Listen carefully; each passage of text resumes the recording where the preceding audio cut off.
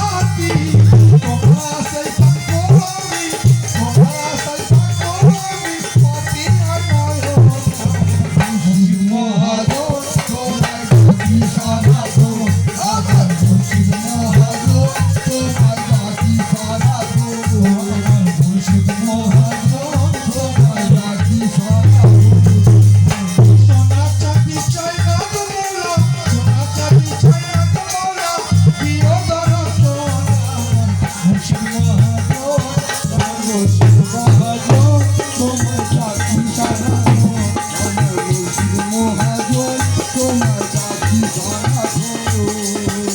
ও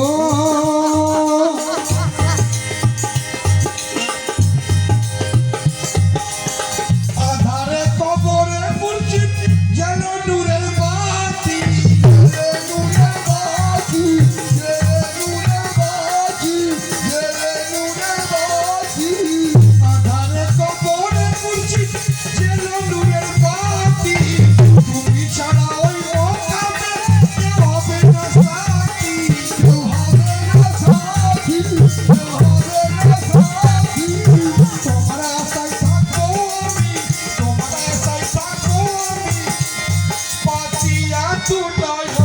আমার মুর্শিদ মহাজন তোমার ডাকি সারাক্ষণ আমার মুর্শিদ মহাজন তোমার ডাকি সারাক্ষণ আমার মুর্শিদ মহাজন তোমার ডাকি সারাক্ষণ আমার মুর্শিদ মহাজন তোমার